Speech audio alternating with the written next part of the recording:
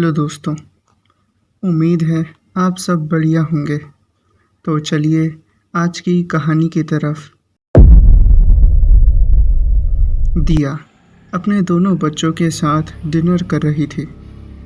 बच्चे दिया को बताते हैं कि अगले हफ्ते उनका स्कूल उन्हें एक पिकनिक पर ले जाने वाला है और दिया से पूछते हैं कि क्या वो भी पिकनिक पर जा सकते हैं। पिकनिक का नाम सुनते ही दिया खाना खाते खाते रुक जाती है। उसके अंदर अजीब सा ठंड का एहसास दौड़ता है।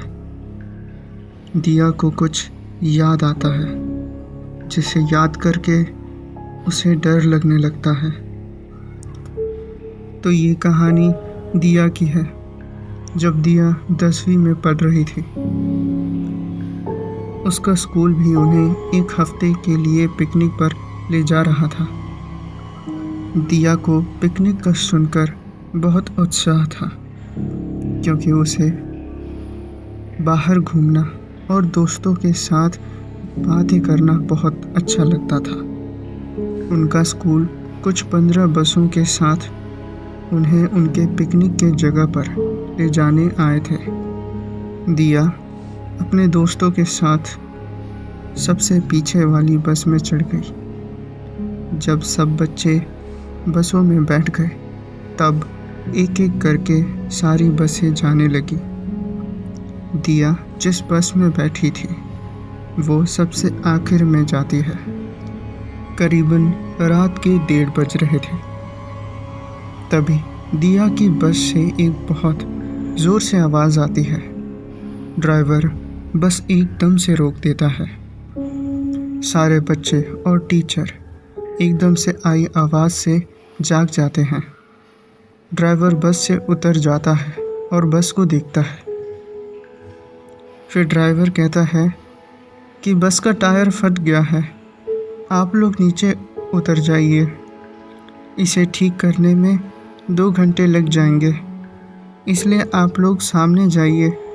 वहाँ आपको एक ढाबा दिखेगा, वहाँ पर आप लोग बैठिए और चाय पीजिए और मैं इसे जल्दी से ठीक करने की कोशिश करता हूँ। सभी लोग बस से उतरकर चलते हुए सामने की तरफ जाने लगते हैं। थोड़ी ही दूर ढाबा दिखता है।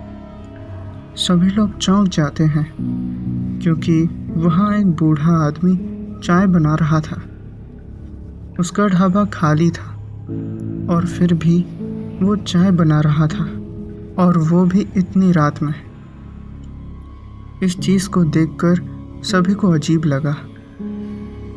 हम सभी को उसे घूरते हुए देखकर वो समझ गया कि हम क्या सोच रहे हैं। तो उसने कहा कि यहाँ अक्सर रात में किसी न किसी की गाड़ी ख़राब हो जाती है, इसीलिए मैं अपना ढाबा बंद नहीं करता ताकि मैं मुसाफिरों की थोड़ी मदद कर सकूं। इसके बाद सभी लोग चाय का ऑर्डर देते हैं और वो आदमी थोड़ी देर में सभी को चाय दे देता है। दिया जब चाय पी रही थी तब उसने ऊपर छत की तरफ देखा।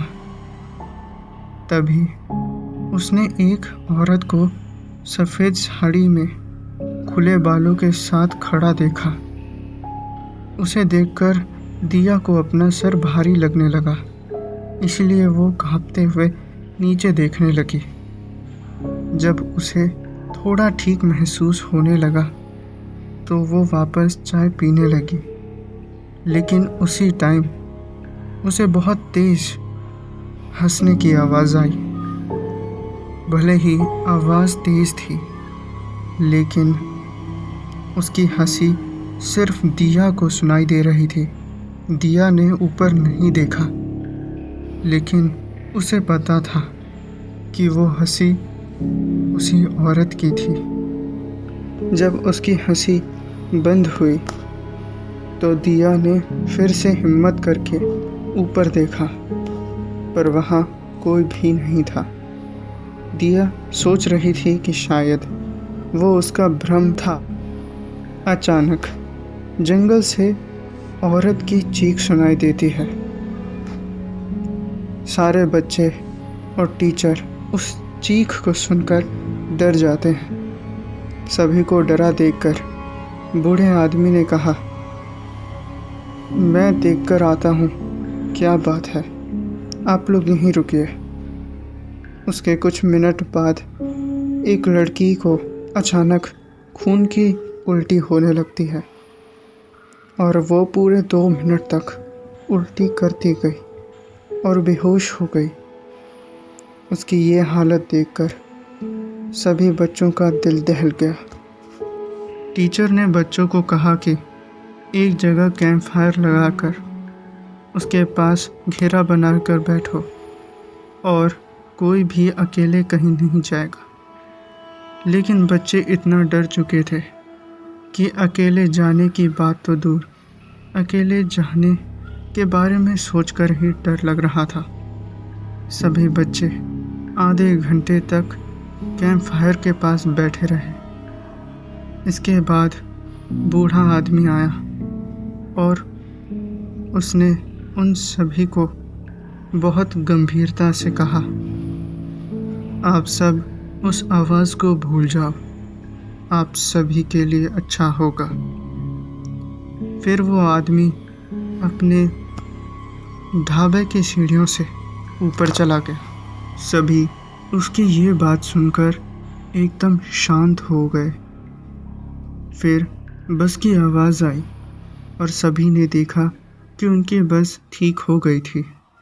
सभी लोग बस में बैठ गए और टीचर उन्हें कहते हैं कि कोई बच्चा किसी से बात नहीं करेगा, ना ही इस बात के बारे में किसी और को बताएगा, और अभी सब चुपचाप सो जाओ। उनके बस बाकियों से 1 घंटा बाद पहुंची। उस 1 हफ्ते के पिकनिक में किसी भी बच्चे ने किसी से कुछ नहीं कहा।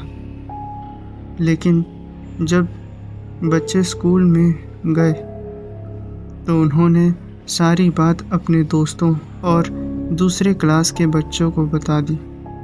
ये बात फिर सारे स्कूल में फैल गई। इस बात को आज 8 साल हो गए हैं, लेकिन दिया को उस रात की घटना आज भी डरा देती है। जब वो पिकनिक का नाम सुनती है, उसके बच्चे दिया से पिकनिक जाने के लिए बोल रहे थे, लेकिन उसे डर था कि कहीं जो उसने झेला वो उन्हें भी झेलना न पड़े। तो देखा आपने, दिया की ये घटना उसे आज भी खौफ में डाल देती है जब वो पिकनिक का नाम सुनती है। तो दोस्तों, कैसी लगी ये कहानी नीचे कमेंट में ज़रूर बताइएगा, और मैं इसी के साथ मिलता हूँ एक और डर के दास्तान के साथ। धन्यवाद।